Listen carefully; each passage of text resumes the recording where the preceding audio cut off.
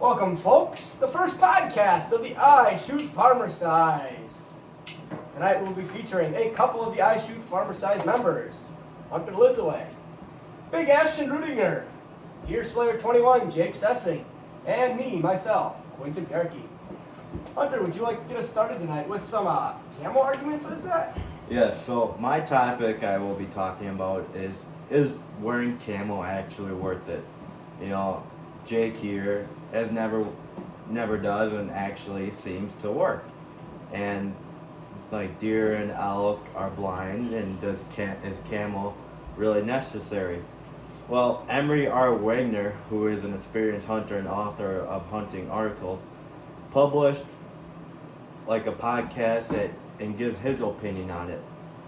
In his research, he states how he has loads of camo, and it sits in his attic for 340 days out of the year, and he doesn't use it, and he wastes all that money, and he's wondering why is it worth it? I mean, you got the big brand names like Sitka and Kui, who they make their patterns seem like Jedi mind tricks, and he wonders why is it that effective? Does he need it, or is it just for show? And he quoted that I've done far more research than I care to admit on camouflage. Is it effective? And I come to learn that while it certainly doesn't hurt, the reality is that no pattern of any kind, regardless of how new and fancy it is, can never cover up poor hunting technique. So in that case, he's saying that, how you wear camo also presents by your hunting technique. You can load up on camo, but you can still smell like your Ford F-150 truck and sitting out in the woods. So I mean, he goes on and he says he purchased a full Sitka suit, which was $800, and he realized, he buys it, and then they come out with something new. Then he's tempted to buy it because it's new and it's supposed to be better. And they make all these videos and stuff to hype it up, and he just doesn't see a real need that it's worth it. And deer can see yellow, red, orange. Green is kind of iffy, but why do companies make green patterns if deer can kind of see it, kind of making you visible? And then if you wear the same colors, the full pants, hat, jacket of the same pattern, you just look like a big blob in the woods, like a big blob in a tree. And deer walks by and says, "Oh, look at that big blob," and they're gonna be hazardous. And it's just the way camo's presented now. And now, here's what I think about it. We got the evidence from Emery. What I think about it is I've been bow hunting for 3 years, gun hunting for 5. Yes, I wear the blaze orange for hunting because I have to. Well, that's it. I just wear jeans. I've shot 2 deer with a gun so far. And 3 years for bow hunting, I've worn just barn boots that have been in the barn, jeans that has been in the barn, and a pullover camo jacket that is covering a green shirt. And I've had deer come within 10 yards. I've shot them, and I haven't been decked out like these hunters. And believe it or not, I even sat on a wood pile one night wearing a green Animart sweatshirt. Deer walked right by me, and I shot it. Did the deer see me? No. Did I shoot it? Yes. Was it big? No. Did you hit it good? No. Yeah, well, you get into the big money suits and stuff like that, though. We've all had deer come up and spot you right away, or you have some deer that seem clueless. I've been camoed out before, and I've had deer spot me at 150 yards, and I've gone hunting with a blue flannel shirt on, and I've had deer come into 2 yards to the point where I could jump on them. See, like Jacob here, he told me a story once of how he was up in a stand, he had to go to a wedding after bow hunting, and he was wearing a nice shirt, jeans. No, it was dress pants and funeral shoes. Yep. And I remember I got a Snapchat from him that night. He said there's a deer within 50 yards of me. You know, unfortunately, daylight ran out and you never got a shot at it, but that just proves that you can wear whatever, and it's just about how you present yourself with the hunting technique, you know? It's way more about hiding your movement and your technique than it is about trying to hide with camo, because no matter what you wear for camo, you're not going to blend in with the sky behind you. Look at the variables when it comes to that though too. You got the camo, you got the scent, you have the movement, you have wind, you have everything. You got to match everything. And there's You people got to that know what you're doing. there's people that put hours into that and how to kill a deer. But you get someone like Me. us or anyone like us. I got my old camo jacket from like 1970, I bet, and my old ripped up camo pants. And I just finally bought a new camo jacket or camo pants actually. And it just seems, I don't know if it was worth it, but I like it. I guess it's Yeah. just the preference of the person. Another thing is, like, when you start hunting, you always see hunting, you think camo, camo, camo. Yeah. When you're 10 years old hunting with your dad, yeah, make sure you're wearing that camo sweatshirt, you know, Yeah, underneath it's your Camo blue jeans. camo blue jeans Yeah. underneath your jacket. The but, mask that just shows your eyes. Yep. Unless you're turkey hunting, then you gotta wear the camo. Yep. but That if is a lot. We should bring that. if you realize what's happening is that it's all in your head. I mean, you're still sitting there with the blaze orange coat on. I mean, blaze orange is meant for people to see. I mean, deer can't see it. Okay, but with the blaze orange though too, you got guys that can shoot 300-400 yards Mhm. with the blaze orange on versus the 15 to 40 or whatever you want to say. Yeah. There's a difference when it comes to that, but it's still a good. I mean, Thing for even with blaze orange, if you don't move, the deer probably won't even know you're there. I mean, I think movement's way more important than what you're wearing. Yeah. Agreed. But that's for deer hunting. Other animals can see you a lot better, and camo might make a difference. As for turkey hunting, you don't have to wear camo. There's a lot of guys use camo because turkeys can see a lot better. Yep. We'll but fight there's about some- this all day long. There's some people that swear that you don't have to wear it. There's some people that swear you I have think to. I think it really depends on turkeys in your area, because some turkeys you can walk 20 feet away from. Yep. Other ones will run away from a mile. It depends how you hunt too. If you hunt behind, I've hunted behind a decoy where you just walk up behind it and it chases at you. They're looking at the decoy. They're not looking at the thing behind you, or behind it, I should say. Otherwise, you're sitting in a fence line. I've never had luck just sitting in blue jeans. It's got to be decked out camo with a face mask. But some people have better luck just sitting there. What about duck hunting and goose hunting and that stuff? Duck it hunting important there? is way different. You gotta. I was on the side of a marsh out in North Dakota duck hunting, and I had the slightest brass showing on my shell Yeah, belt in front of me. You would not believe how bad those ducks flared. Yeah. really. I'm not even kidding you. If you go out with someone and you do not have a baseball cap with you, like And they're like with blonde hair showing or dark brown hair. even they say your eyes. If I go out with some people that I know without a baseball cap, I get yelled at because they see your eyes when you kind of look up You at would them. get yelled at by me. When Yeah, you're goose that's hunting and you're laying in layout line and you look up and those geese flare, I will come over and smack you. You are looking straight at your feet until you hear the guy yell or kill him or get him or whatever they yell. So then you pop up and then look for him, which is weird, but it happens. It's what you got to do if you want to kill birds. Yeah. So ultimately, camo comes down to the type of species you're hunting, you know, where you hunt, you know, your methods of getting in and out. Because like if you walk, like the path you walk in, if a deer happens to walk that path, they'll smell it, you know. And another question is that is camo used for like warmth? And to me, I don't think so. I don't know about you guys. Depends on what camo you wear. Yeah. Yeah, 'cause The you only can reason wear- I you wear a can camo buy- sweatshirt hunting is to keep me warm. Yeah. When I go pheasant hunting, I wear a camo sweatshirt because it's a heavy, nice sweatshirt And just to keep me warm. Some- In Sometimes- pheasant hunting, you actually have to wear orange because you're trying to flush the bird off the ground in the air. Some- But No, but Sometimes you don't have to wear camo. You're not supposed to wear camo pheasant Oh. hunting. You got to wear orange. yes, But I yeah. wear a camo sweatshirt just to keep me warm. Yeah. I'll wear camo a lot early season bow hunting because the skeeters are out first of all, and that long sleeve camo shirt and pants will save you. And the leaves are still up, so you kind of kinda that do way blend when you into move that. in, you blend in with the moving leaves with the wind. Yep, and that's a nice thing. A lot of people say, "Well, I don't want wind." you kind of want that little bit of wind so Yeah, you can so, move that yeah. little bit. And, yeah.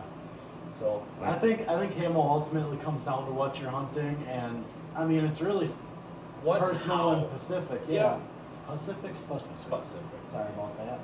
So ultimately, in conclusion, when you're buying camo, you know the expensive stuff, you know it looks better. You think it works because professionals have used it, but ultimately, That's why they're professionals. yeah, They know what they're doing. yeah. It's not by the camo they're using. Yeah. Yeah. It's about Their tips and tricks and They're- tactics. And that they know use. what they're And doing. they have all the experience. Yep. Yeah, so if you buy a normal $50 camo sweatshirt, it can just work just as well. If you're doing all your stuff right, it can work just as well as a normal suit that you can buy. Would you? Yeah. normal I plain don't Jane. recommend cheaping out on hunting gear, but camo you can definitely go to Goodwill and get some good deals. I mean, Yeah, you can go to anywhere, get the old stuff that gets passed on from generation to generation. my hunting pants I bought for like $5 at Goodwill 5 years ago, and they work great. I mean, they're pants. The camo one. Yeah, that's all. they're you just something. That, need. You can probably just spray paint a regular shirt and it'll work. Like probably. So, Move on. Well, Well, that 5-minute break. Yeah, we'll 5-minute take a break. break. And we're back. So that was a real interesting session there. Yep. That camo topic, I tell you, that gets me every single time. me too, We don't tried worry. talking about that one once. God, that went over like a ton of bricks. You can talk for hours and hours about that, but we'll move on. All right, well, let's get to more interesting stuff. We got a jolly old St. Nicholas Ashton here. We're gonna turn a big corner here and go to trap teams, if it's high school trap teams or just national trap teams. So, with high school trap teams, they did a survey, and there has never been a incident where a person has died or got hurt from let's say a gun explosion or someone getting shot.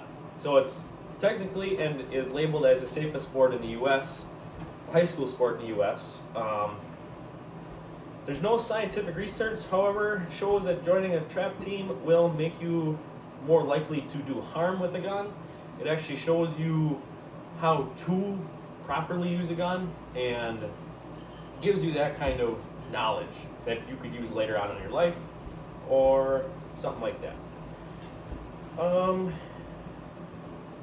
They say that when you do join one, though, you do get a structured team that you are with, and that builds some friendships in high school, or just builds a Trust in other hunters. a trust in other people that you'll have their back, that they can have your back and you can have their back, and it just helps you with joining activities and stuff like that in school and all that kind of stuff. Really, it gives every kid in high school a chance. If they're anyone in high school, anyone ever, you can shoot. Especially if you don't have a gun, you can definitely get into it. Yeah, there's many people that borrow or just ask or something like that. And there's many people that just want to do it just to say, hey, I shot a gun before, you know? Yep. Just And so I did it's like- sport in high school. And Yeah, I guess you for get me- that You letter. get your varsity letter. Even The best part about it, dang near every year, the New Holstein trap team goes to state. yep. We And even last went to year, nationals. 3 of us were on the national team. Trying to make it 4. with Three me. out of this group. Okay, yeah, Yeah. three out of us. But Thanks, guys. it doesn't come down to if you have a disability or a problem. Like, this is gonna sound horrible, but Quentin, we all know he's got diabetes, but he still shoots. He'll shoot as many times as he can. And I'll shoot you either way. No, I see. We'll see about I've that. seen this kid shoot 50 straight before. he almost shot 75 straight too, but he didn't do that quite. Okay, moving on.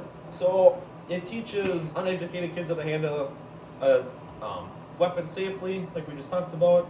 It's great and fun for all ages. You can shoot when you're 12 years old. You can shoot when you're 90 years old. I've seen guys shoot how old was he? Oh, 92, there's some really 93? They're out there. I've seen them shooting out of wheelchairs. Yeah, I was gonna say I saw a guy he's 89 years old. He got rolled out on the wheelchair by his son so he could still shoot There trap. was one guy, he had his walker and he was sitting in a chair behind it using it like a rest. Yep. Yep.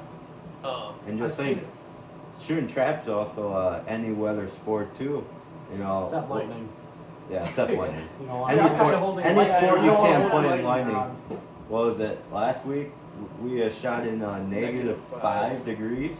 And it was brutal. It was almost brutal, but at the knows same it time, freeze. with the 3 guys you're shooting with, or the 5 guys, or however many people are on your team, it's still a team sport. It's fun, and you just like that It is fun. mentality of I'm gonna beat you, or your team always has this little get up. Yeah. kind of thing. Competition. We're Yeah. always competing. I outshot Ashton. With my team, the rule is whoever shoots the worst gets to buy their own soda after. I mean, there's always a little competition in it. If it's money, if it's that, if it's just something fun people do. Yeah. Or a dozen of brats. Jake won how many packages? Oh, I won like 7 or 8 packs of brats last year. Yep. Okay. Shooting against 12 bullets.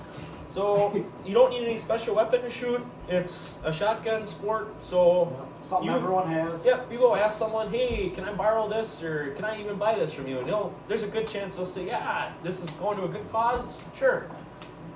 But in 2015, for example, 9,245 students in 317 schools across 3 states participated in the USA High School Clay Target League. That's what we're in. Since then, participation has spiked 137% in 2018. 137%. In That is 2018, outrageous. it is. 2018, 21,917 students from 804 teams in 20 states, including New York, California, as well as Texas, competed in the U.S. High School Clay Target League. And when we went to nationals, we met people from Oregon, Texas, Washington, California, New York, everywhere. Almost every Yeah. state in the United States. It's crazy how many people you talk to out there. National High School Trap is definitely one of the better experiences you can get as a teenager because you get to talk to kids from all over the country and they all have similar interests as you. They're all there to But they shoot. all come from a different walk of life as well. And Yep. everyone's got a different story. Yep, and it's just fun. It's cool. Kind of knocks out our small town mentality. Yep. Uh, Okay, and then with the nationals too and all that stuff, when you're going there and you gotta find your bullets and guns, it's a great way to find new ammo stores or gun shops or just meet new, All kinds Ammo. of cool people. meet new distributors when it comes to that. Just tell them what the hog hunter. And it's also the best way of getting, say, that one individual that doesn't do a sport into the team and make them your friend and your teammate to help them out in their Like high school me. career. But back to the making friends with, like weapon dealers and shop dealers. Don't call them weapon dudes. That's what they have it labeled here as. When we were in nationals, we met a guy from Texas and a guy from Westboro. Westboro was way up north in Wisconsin, and this guy from Texas was up in the Panhandle. The guy from Texas works on the pipeline, and I talked to him. I think it was midnight by the time we went back up to Oh yeah, that. we talked to him It for was just nuts. 8 hours. Yeah, and we talked, and he gave me all these phone numbers about call this guy for ammo and call this guy for this. And then he was like, I work on the pipeline, but when I am home, I do a helicopter hog hunting thing. So he told us 3, he goes, well, once you guys turn 18 and if you guys are interested, come down and I'll host you guys. And Quentin's even got his business card. I have his phone. Oh, yeah. I have his phone number. So Westboro is way up north, and I didn't know where it was at first. But when I started to look it up, it's right near where we go all the time. And this guy was telling us this great gun shop, and I passed it a bunch of times. I don't know about you two, but it's just crazy how many people you start to meet when you start talking to more people. You find out where the inns are to get ammunition. Yes. Yep. Like today in 2022, I would walk into Fleet Farm and I would not be able to I wouldn't be able to find the ammunition I would like. That's a huge part with COVID. I want now. We 12 lost gauge. all of our ammo. I want 12 gauge, 3-inch, 1295 FPS, and 7.5 shot. So if any of our listeners got some ammo, DM us. Follow us on I Shoot Farmer Size Instagram. Yeah, but even if you do find some ammo right now, it's just outrageously priced. And Oh yeah. it's starting to come back down, but at the Yeah. same time, But it's the thing is, so a month ago, I had to take a trip down to Iowa. I had to drop off some venison for my uncle. It was crazy. I walked into the Shields there, and I'm like, what is this? I walked into the Shields. They had 3 aisles of ammunition and about, I want to say 500 guns in the shelves. Then I walked into the local Shields in Appleton, and I walked in there, and I'm like, okay, they got a whole one shelf of ammunition, and the one shelf has 3 types of ammunition. It's 9mm. That's about all I can name because that's what was on the shelf. yeah. It's stuff nobody uses. Yeah, it's like 254 Remington and 223s are starting to come Yeah, back. yeah. It's a smaller. But the there's, funny thing there's is, a lot of like double aught buckshot Yeah, stuff I've that also- stuff that nobody ever buys. I've got an uncle from Florida. He called me last week and he's like, "Hey, you're in trap, right?" And I'm like, "Yeah, why?" He's like, "Well, how much trap ammunition do you need?" By the way, I can tell you guys about this. That's Yeah, fine. yeah, I'll figure it out. sorry. He's like, "What do you need?" I'm like, "Well, I told him what I shot, and he's like, "Oh, well, I can go to the local place, and it's what did he say? $6.25 a box?" And I'm like, We're talking "Sign me up." Let's take a road trip. We're He's talking like, after "I can this. get you pallets of it if you really need." But do they shoot trap down in Florida? Oh yeah, Oh, you yeah. should. So Everywhere shoots traps. in I thought, Texas. I thought it was more of a northern thing. No, so when I was talking to the guy from Texas, everyone went to bed. It was me and a couple other guys down there. Were you down there in this conversation? Yep. He said that their team had to go through. Get a phone call too. He had to go through 7,000 teams, which ended up being like 27,000 kids or something. yeah, like that. it was an outrageous amount, and this is at one competition that they had to beat to get to this national Get the shoot national that travel. we were at. Just in Texas, there were like 27,000 kids that shot trap. But what did we have to do for state? We had to be top 90 teams out of the top 600. Top 80 teams out of the top 800, I think. It was something like And that. then when you made it to nationals, you would be the top for individual. It was the top 400 for 400 out of like Like was it 25,000. 24? Yeah, It was 24, I 25,000. think we were all below. We were all under 2,000. Oh, Oh my god. we all were. Ugh. I was You were- 600th, and everyone was. I was like. Everyone was 15 right something. in that range of 8 to 600, and then Weston. Our top was, shooter, who shot a 96, he was in the 300s, even though he only missed 4 birds. Yeah. Yeah. It was If you- crazy. The top kid shot, what did he shoot? Oh. 227 straight birds? Yep. Oh, There was, That was there was a team outrageous. there. They shot 125 birds, didn't miss one. Yep. And then you go to teams. It was like the top 90, or was it 160 out of? oh, top 90 teams from nationals. Of the teams that were there were like 240 teams at nationals, and you had to qualify as a team. Yep. And all 5 of us on our team qualified for individuals, but only 4 of us shot individuals. It's okay. It's okay. We don't have It's to a talk sore about it. subject. But yeah, you had to be top 90 teams, and what did we ranked like 160 Yeah, something. it was an outrageous amount of birds that you had to shoot.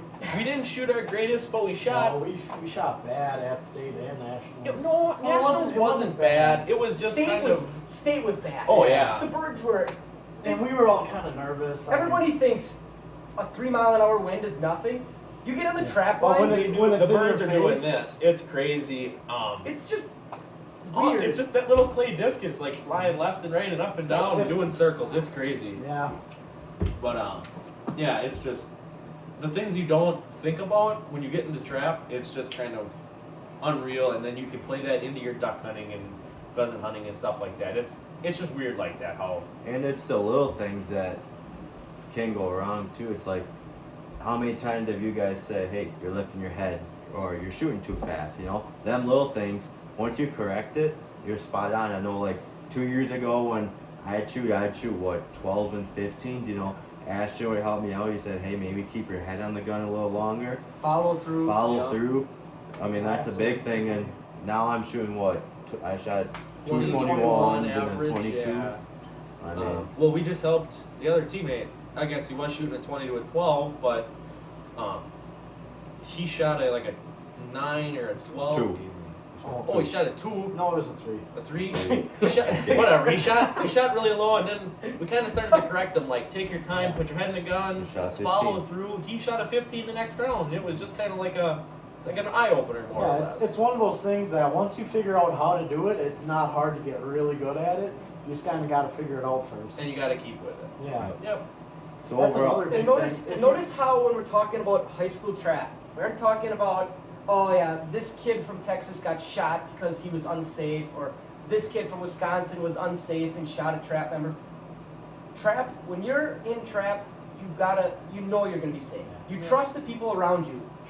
Trap is the safest high school sport in America. They've never had one recorded injury, and every year at the national tournament alone, they shoot over 1 million shots. They've Yep. never had one injury. It's a mile long of just Where- kids shooting. It where- sounds like popcorn all day long. Statistically, trap is safer than golf and bowling combined. Yep. And it's I mean, I guess they wouldn't even have to be combined. no, I think No. it's it just. probably is. I think it's just It is the individual. safest yeah. sport. It is. But really, I think the only thing that you can say would have happened so far is like a bullet not going off Yeah, and the gun.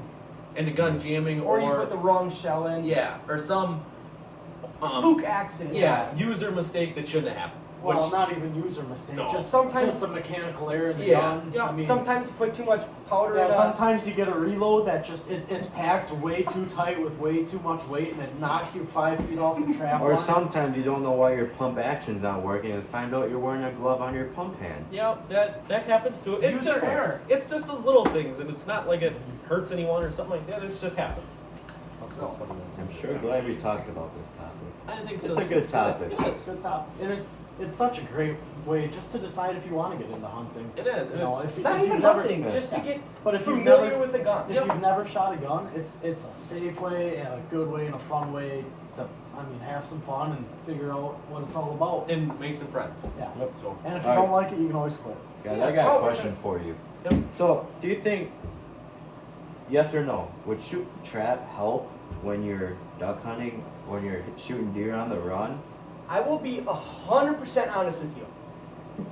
I didn't shoot trap before last year. I shot trap a little bit, but then I started big time trap 2 years ago in high school.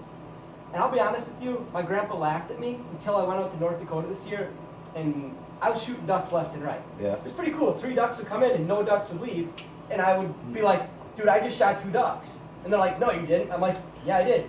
And the guy sitting next to me is like, yeah, he did, in 2 shots. And I'm like, I learned so much by shooting trap of how to follow through, keeping Yeah. my head on the gun. I feel Yes, like, I use great hunting techniques that I've learned over the years from many fellow hunters that have taught me. But shooting trap, I have learned so much. Following through, keeping my head on the gun. You learn a lot. the fundamentals you learn really help you Yeah. into that. it really that helps you scenery. with your reaction speed. Like from the time you see a bird to the time you shoot, it'll sharpen that skill right up for you. It's that plays into that. Mhm. It just sharpens all your skills that you use for. It's hunting. like going to football practice, where hunting's the game and trap's practice. You Yep. get good at practice, so you're good at the game. Because I know, like, 2 years ago when I was deer hunting and deer were running and I shot at them, I was nowhere remote close, and I can tell over the years from shooting trap a couple times to deer hunting, I've been getting closer and closer each time, you know, and so. Okay. Well, we're going to take like a 3-minute break here.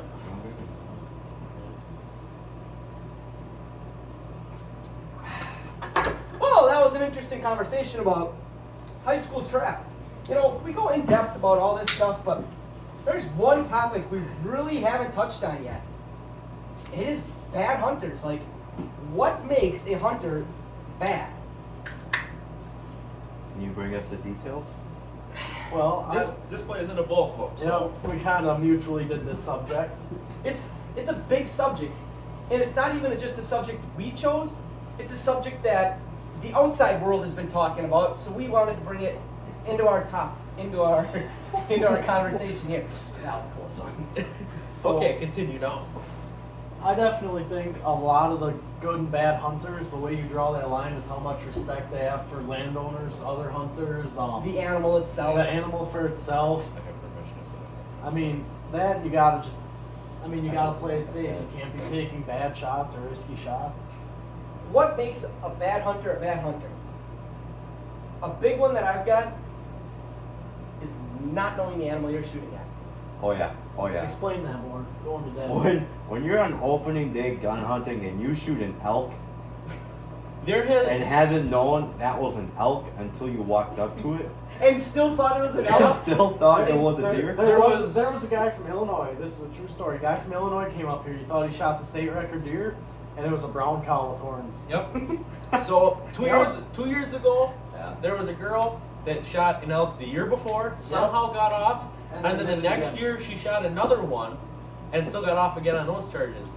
Like, how do you let that happen? Every year there's an elk shot in Wisconsin. And for those of you that don't know, elk, it does not look that much like a deer. It's It's if- got antlers. If That's you about see it. an 18-inch spread deer, an elk is like triple to 4 to 5 times as It's big. like looking at a toddler and then looking at me. Yeah. Or, That toddler or like is- or like a 9-foot person that shouldn't Yeah. be there. Like, you can tell It's the like difference. LeBron James and a toddler. It's, Yeah. You know the difference. So then that means like these hunters that are shooting these are obviously shooting before shooting elk. Or Yeah, they or just it's Or such they a- just don't know what they're shooting. Yeah, or it's Yeah. such a long shot that you can't tell. there's a lot of things that could play into it that That's- they're not Don't know what you're hunting. Yeah. You aren't they're not an a ethical good hunter. hunter. Yeah. You're not a good hunter. Yep.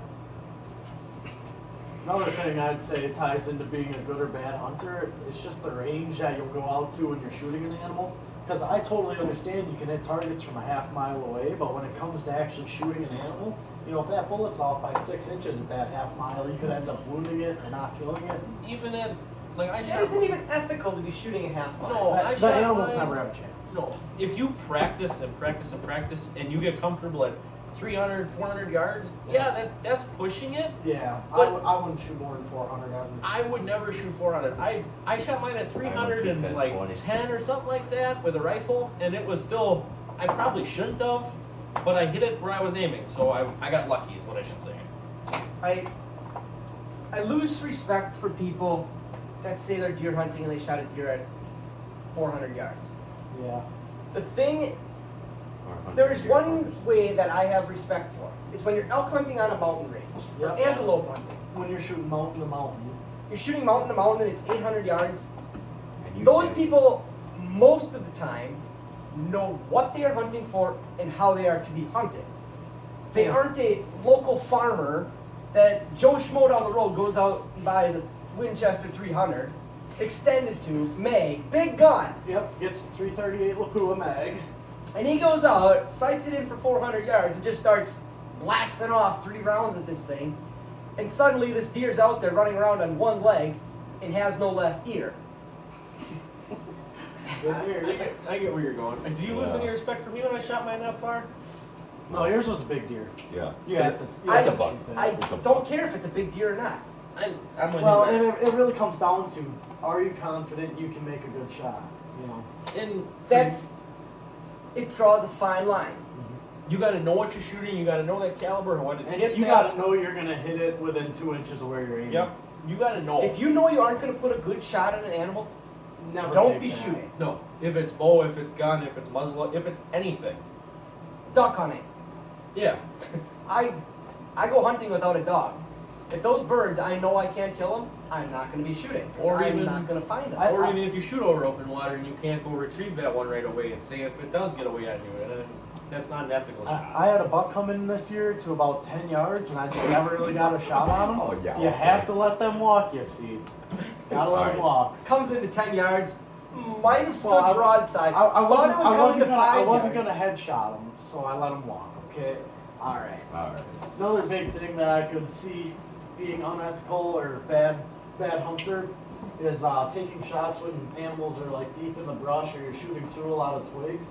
That can move arrows. That can move bullets. Affect your shot. It can make your bullet tumble and go 5 feet to the right. Really, it doesn't seem like it, but it could very easily. Hits off a little stick or something like that. Yeah. your arrow it could just stick in that branch. 2 If feet it is in front this, of you. if it is the biggest buck you've saw in your life, it is that 31 pointer, not the 30 pointer, the 31 pointer. Got that extra time. If it's through a lot of brush, sure it is at 500 yards. That deer will come around again. Even if it's at 5 yards per se and it's through brush, there's a good chance you're gonna get another shot or another chance to shoot it. And if your buddy down the road gets it, guess Good for what? him. Good for him. I had a doe come in this year. She walked past about 30 yards, didn't get a shot at it, and I just sat there and she came back into 5 yards. So it's not like it's not like you're never gonna see them again, or you're not gonna see other ones. Gotta put the Yeah. time in. Yep. Yeah. I sat all 9 days of gun season. I had about 150 shots at deer. I took one during the doe hunt because I made a quality shot.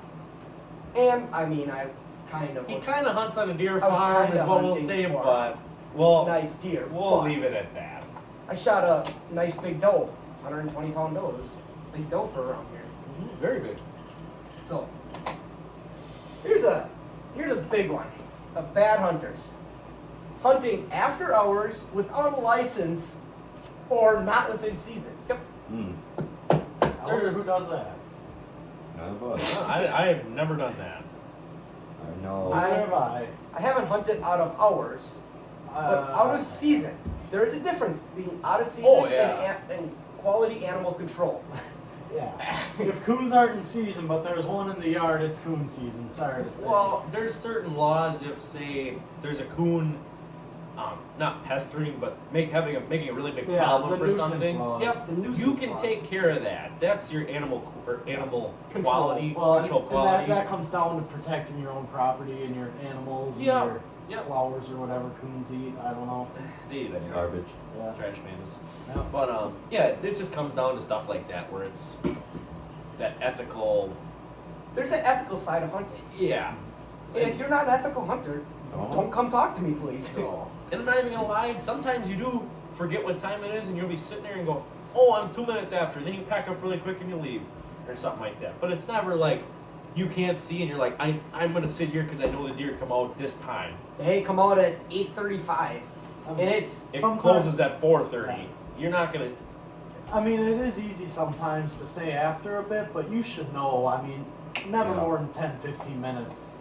never 'Cause more by- than 5 minutes during gun hunting. Yeah, No, bow, even especially Bow during hunting gun is hunting, different it's dark. because it's not. Yeah, I guess 'cause it's not even sometimes that. for bow hunting, it's light till 7:30, 8 Yeah. o'clock. But you know. I guess there's The a law is difference. the law. Yeah, Yeah, there's a exactly. difference between bow hunting and gun hunting too. Bow hunting, you can see, but that's your period to walk out and get your stuff set in your stand and walk out. I'll usually leave my stand like a minute or two early to walk out, just in case I see one on the walk Yep. out. Then I I have leave a at minute. 10 because I get scared. Yeah. Also, for you non-hunters out there, when you're walking out of the woods alone at night, that is the scariest thing in the world. I've got chased by a skunk twice now, and a possum. I once had It is the coolest thing. Oh, it is. Walking out in the dark, but you hear the owls. sometimes it's the And the scariest coyotes. thing. I once had an Okay. animal stare me down in the dark. It was either a deer or a bear, but I didn't stick around to find out. Or Bigfoot. No one knows. Could've been It could have Bigfoot. been Bigfoot. It could have been Bigfoot Jr. for all we know. Yeah, I mean, the eyes are like 4 feet off the ground, so it could have been anything. Yeah. All right, another big thing I want to hit on with bad hunters is shooting small bucks, shooting does, shooting Anything that slugs. moves. Yeah, shoot the brown it's down, guys. I can understand because around here there's not a. I mean, we are kind of the brown is down guys, but Well, there's certain guys in the group There's that are. 3 guys that brown is down. You There's know. 1 guy You know. that waits for that nice 8-point buck with a 16-inch spread to walk along. He and isn't that lets gonna. me go. That's me. It, We can't. No, you just forget to shoot. I did forget to shoot. he doesn't. Yeah, but you also realize that brown is down and There's. they're Here's hunting the thing. for There's crop one. damage. There's, I was gonna say there's one thing with brown is down. Hunting for crop damage, I understand. But these guys that go out in public land in the middle of Timbuktu land, where Want the there's shot? no crops around, and they just go out there and start rattling off Yeah, 5 shots. and they shoot a 70-pound doe. Or they go by. I seen a guy. He said, "I have 12." It was on Facebook. I have 12 doe tags to fill. Can someone help me fill them doe tags? And they're way up north. There is no crop. So Yeah. he went up and filled like 7 of those tags.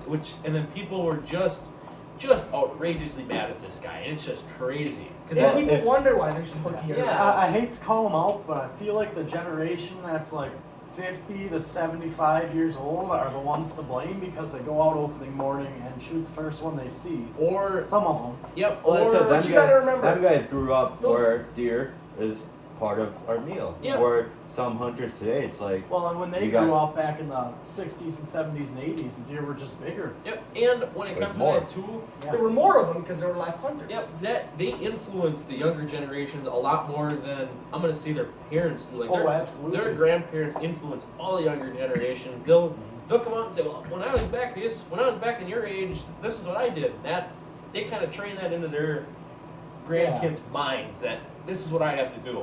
There had to be a change somewhere. Yeah, I feel like not a lot of people learn to hunt from their parents. You learn to hunt from your grandparents because they're the ones who are good at it. or someone that wants to teach you but doesn't teach you, The ethical way. or the right Yeah, way in the that proper time. thing. Yep. some of the best stories come with grandpas, Oh, yeah. That's Any all the stories. grandparents. grandparents. Like it's Lighting just the road on fire and all. yeah. You don't. Is that a hunting story? No. You don't. Your parents, you're around them every day.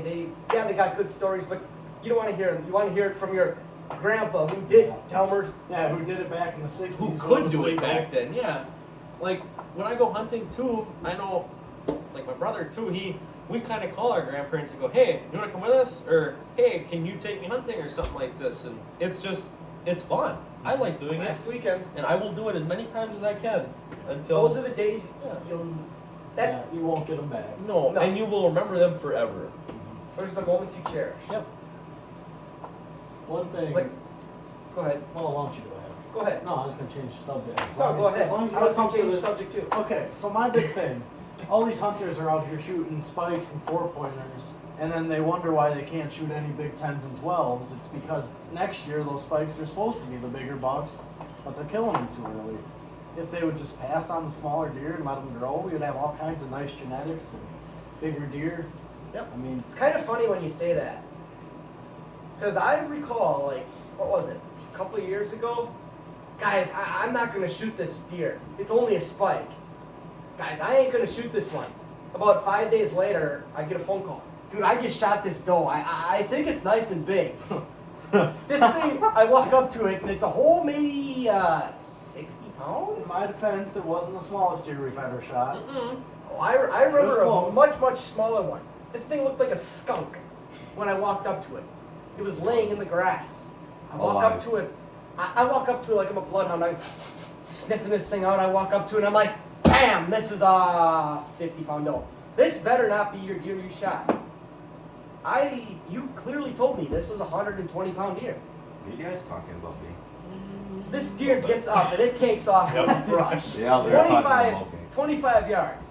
This is a good example of not very Me great and- ethical hunting. Me and Buddy here look at each other and we go, this thing looks like a young Labradoodle. This thing This thing is look- freaking tiny. Oh, this Okay, you looks guys like know a Brevin's story dog. about me and the Animart sweatshirt on the woodpile? This is the story. The deer was eating our apples off our apple tree. So, I mean, There was two That's- bigger deer with it, or was there only one bigger deer with There it? There was only one bigger deer, No, but there no. were two. There was two deer There with were it. there's Okay. two 250 yards out, and there was one 15. But they did pass you at like 20, didn't they? No. Didn't they walk right past you? No, they came far out. The one that walked right past me is the one that was. But is Yeah. that's where it's brown as down, you know? I guess There's- you can't call that crop damage because they're eating off an apple tree. That's what they do. The Yeah, apple tree's fair game for them. It's crop damage. If- We but follow my there's magic apple tree, by the way. I know you told me. there's a way to preserve the apple tree by putting a fence around it or doing something for it. Your 40-acre cornfield, there's no way to preserve that corn from the deer getting in. Yeah, them first 5 rows of them cornfields right along the woods, they're stripped clean. Yeah, and that's not just deer. That's coon. That's deer. That's possum. That's turkeys even. I've never seen turkeys lay out a whole cornfield. Yeah, let's be honest. What kind of animal doesn't eat corn? You know what's the weirdest thing that people don't normally think about? Bears. Bears do eat corn. Bears eat They a will ton of flatten corn. a whole field if you get a crowd. That's how some people hunt them, is they chase them in cornfields. It's I've crazy. seen videos of guys, they'll just take a combine through a cornfield and 20 bears will run out in front of it. I thought those were pumpkins. And bear, hogs Man, and hogs bears. do the same Yeah, thing. So do deer. It's crazy. We should. Hey, can we drive your land next year like that? Just take a combine for For hogs or bears? deer. Hogs. Hogs. Just have everyone sit on the edge of the woods with a So shotgun. people would and have call a it combine that's for what you. people would call it unethical to shoot a hog and let it lay, right? Well, in the South, my uncle goes hog hunting. I'm supposed to go down to Georgia next year, and I'm supposed to take 400 rounds of 270 ammo with my 270. He goes, I will take you to this preserve, and there's thousands of hogs running around. You can shoot 200 hogs a day. They won't care. They're a nuisance. Yep. They're like That's the same thing as the coons up they're here. like a state bird of Wisconsin called the mosquito. It's just hogs in Georgia. They do have mosquitoes down there, but they're a little bit better. Yeah, they're less thick. Yeah. But yeah, the hogs fall into the invasive species or nuisance animals. It's just like out, I think it's in North Dakota. There's guys who own like 500-600 acre ranches out there, and they'll tell random strangers, yeah, you can deer hunt on this land, but first you got to come out here and shoot, how many hundred prairie dogs, Yep. and they just Or leave them lay. like around here too, the coyotes and coons. There's people that go back in the day. They used to get 25, 40 Oh yeah, bucks a 25 pelt. bucks a coon pelt. Now it's like $5. Oh, not even. And like it's three. and it's just no one wants to put that time Well, in you to can't get that. Yeah, you can't make a profit off it. No, after traps and bullets. No, and there's bait. more people that are actually getting into coyote hunting that are actually trying to control that problem. and that's Control the population. Yes. And I feel like that's getting more popular because we're getting newer new guns, newer advancements, spotlights, newer calls. I mean, like you got that gun, you get with that The gun, night vision. the scope costs more than the gun, and Yeah. that's just the thing is you get that kind of thing, and it gives you that advantage over the coyote or coon or whatever you're hunting, and it just gives you that more of. It almost doesn't feel sporty anymore. Yeah, It's, See, because that's- there I was is just no about to way. say that. There's no way a It coyote isn't- seeing you in the dark when you're hunting them. The scope, the gun, almost take the fun out of the sport. yeah. Because when you go out coyote hunting at night, when they did it in the older days, they took a spotlight. Oh, I think we hear one coming. They spotted it and then they shot it. Me and my grandpa, when I was like yee tall, which these guys will say, oh, you aren't that tall anymore. I wasn't gonna say it, but But I still ain't that tall. We would take a flashlight and we'd go up in the barn and shoot sparrows at Oh, 8 o'clock yeah, at night yeah. after milking. oh yeah, I gotta start catching coons by you too. We didn't. Pigeons. We didn't take like this big fancy gun and just go shoot sparrows because that wouldn't be as much fun as. No. Hey, Grandpa, there's a sparrow there. Oh, there it is. Bang! Shoots at the 22 out in the barn because they had shit all over the barn. But So- but yeah, it's just the stuff like the new advancements are almost taking the sport out of the sport. there's one other thing. Okay. The sonar radar for sturgeon spear. I'm glad you brought that up. Can we not spend too much time on We'll, this? 'Cause we'll I spend can get a heated. next Let's make video. that another Yeah. podcast. Well, We'll do that in the sturgeon show. Let's go into this for a little bit. Okay, yeah. Just to give us a quick Yes, rundown what it is. A brief overview. Yeah. So sturgeon spearing is a big thing where you go sit in your little where you go sit. This is only a Wisconsin Yep. thing. Only Well, state there's that- there's one in one Michigan. lake in Michigan that only 6 fish get speared a 6 year. fish, and it's 52 minutes long last year. Yep.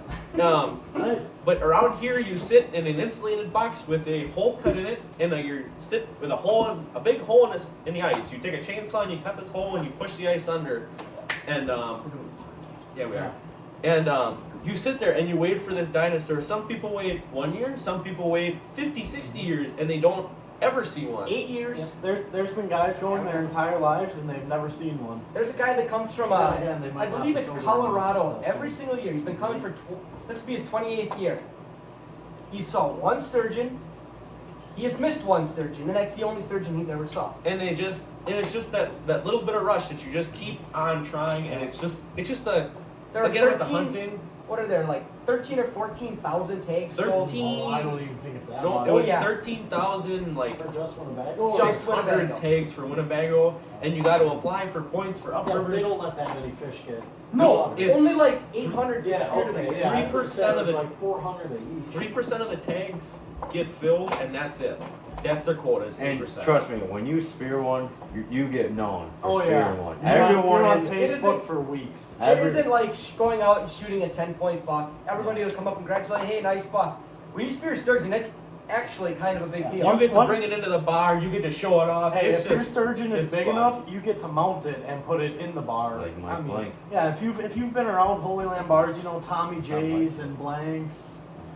I know So- Tommy J's and Blanks has one. Yeah. Countryside had one. Jim and Linda's has every bar around here has a sturgeon Yeah, like mounted a in 7 it. or 8 footer. Yep. Not 8. No, 8 foot. So- not 8 foot. Not even 7 foot. Oh, I think the that's longest 7 one foot. was 83 inches. It was the one speared 212 2 or 3 years ago. Yeah. Mhm. So That thing was crazy. there was a shack that I just had seen, and that had the largest sturgeon for many, many years when they started spearing. That shack had the largest sturgeon speared out of it, and it was now it's in DC in one of the Museums? museums because it was the largest fish. Largest freshwater fish in America? No, it was the largest fish Oh, taxidermied in its own skin. Oh, At that point in time, so now it's in a DC museum because not many people even know about this. sport. barely anybody knows about So- sturgeon spearing. The local people here, they It's a they way of could life. sit down and talk about sturgeon spearing for an Hours. entire day. Yeah, Why it's don't you crazy. quick tell them, what the All the underwater electronics. camera is and all the electronics and why Yeah. it might not be fair? Then we'll talk about it. Mm-mm. Then we should talk about the community aspect of it. The That's thing with the underwater camera, these sonar radars, they expand the vision for 100 yards 160 feet. or 160 feet, not 160 feet each way. It's called a. I don't remember, but I can't remember either. it basically just shows that a sturgeon's coming towards you, that you'll be able to know that the fish is coming. Cameras is also a hot topic. A camera just looking down in your hole so you can see the bottom of the lake, like last year, we could only, in 12 feet of water, I could see down 9 feet. Yep. So I put a camera down so I could see the extra 3 feet. It's a hot topic about why do we use a camera if you, Is this taking the sport out of the sport again? exactly. is it taking the fun out of the sport? Yep. Is it giving the fish the disadvantage of? Yeah. Is it giving the fish a worse chance of survival than life? Yep. The thing with it is, if we didn't have cameras last year, I want to say, I talked to one of the DNR biologists. He's roughly 270 fish would have been speared last year, Which is They said Probably something, one- like wasn't it- 25%. Yeah. 1 out of 4 sturgeon. yeah. It was like 70-something% of fish were getting speared on camera last year. And because if we didn't use cameras, my theory would be there'd be less sturgeon this year than last year. For the simple fact, they would have died off because of starvation. they're choking themselves out. They have no And there's food. many people that come out and say, well, cameras is taking us out, cameras is killing fish, but they've been also, there's a bunch of different groups that Yeah. come together and put these regulations down of you can only have this big a spear size, you can only have this many inches on this, or Lake Winnebago is actually one of the healthiest sturgeon. What it's, are they called? it's the healthiest yeah. sturgeon population in, In the the whole world. entire world. Mhm. Except, There's a river in Canada. no, What is it? It's It's like the Russia. Washington River. So or something. Russia actually gave us their plans to regrow sturgeon, and that's how we started. Really? Because we asked. Yeah, there's actually a really cool video on it with Bob Casper's. Oh, I've Something seen like it. that. Yeah, I it was can't like remember. his uncle or something. Great, I can't remember, but there's a good video on it. You gotta watch it. But it just We'll bring you more. of yeah, this it's just in the kind coming of years, days, weeks. So and then yeah, there's just a lot of stuff that fall into this that really you could get yeah, really in depth. We need to make another podcast on sturgeon Yeah. spearing because there's just so much to talk about. So does that wrap us up so far? So hunting ethics, I suppose Kind of straight that away, but really wraps it up, you know. I think so too. Yeah. So from the Farmer Size Group, we would like to wrap this up, and one more thing to If you- Uncle Izzo. If you guys please follow our Instagram page at I Shoot Farmer Size. If you guys want us to talk about a topic, that you want us to bring to you, just comment down below and we'll bring it to you, and we'll be releasing, I know, the sturgeon spearing video. Maybe we'll drop another one. Maybe late bow hunting. That's pretty much over. Well, No, it's not. 31st this year, right? 31st in Sheboygan County. Fond du Lac County's over, but I'm Wow. gonna do some late season bow hunting in Sheboygan. So I'm Then out. we'll bring you that. What We're time? we're talking about maybe getting some turkey hunting videos. It's just some cool outdoor videos. Yeah. I mean, so, maybe we'll I just have mean, a we- video of us sitting around a campfire. We made video us putting up a stand, you know, just keep you guys connected at what us country boys do up here in Wisconsin, and we hope you like it. So from the I Shoot Farmer Size group, have a nice we got night. Jake, Ashton, Hunter, and myself. Does size Have a nice matter? night. Good night. Have a good night. Yes. Good night.